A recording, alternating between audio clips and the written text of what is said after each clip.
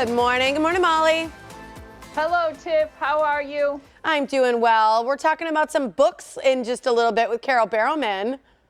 Yes, we are, and I'm very excited to do that. I wanted to say something about reading, but first I wanted to show you that I'm wearing the bracelets that you gave me for my birthday. Oh, there's some reading inside those. You maybe can't read all of them on air, though.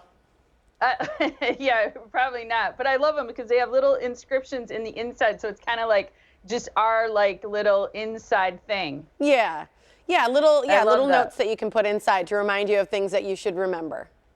I love that. Thank you so much. It's such a cool gift. Yeah. So, in fact, since then, anybody who saw me open gifts was like, where did Tiffany get those bracelets? Those are so cool. So it's kind of neat.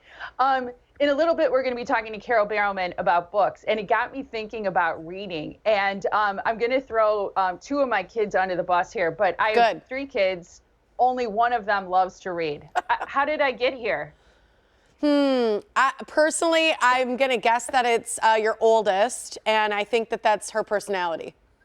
Yep, you are right, and you are right. It's become a chore for young people, according to an article in the New Yorker. In fact, a recent survey, get this, of studies cited by Common Sense Media indicates that American teenagers are less likely to read for fun at 17 than at 13. They actually consider it a chore in many cases, like doing laundry or prepping a meal for a kid brother. And then they said, if you asked most teenagers, what are you reading right now? They will look at you like, huh?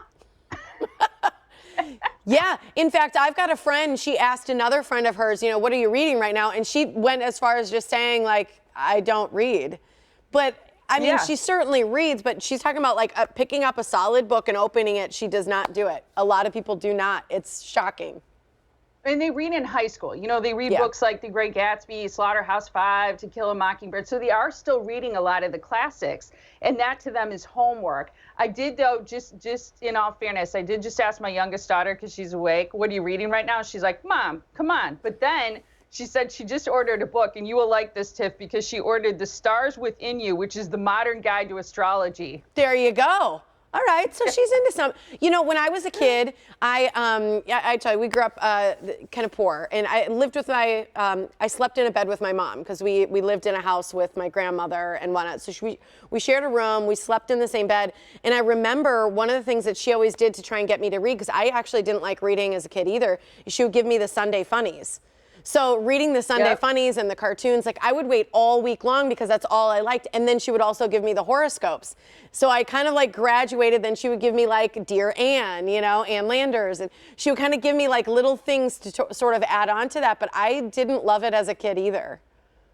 Well, and the key is reading things that you love. So if it's funny things, they talk about those graphic novels, for example, magazines. All of that is reading, and I think sometimes it's getting what your kids enjoy. And I think more than ever, that's imperative that you find things that they actually like reading, because they just read little bits and scraps and watch mostly videos on their phone. Right, as long as they're reading somewhere, that matters.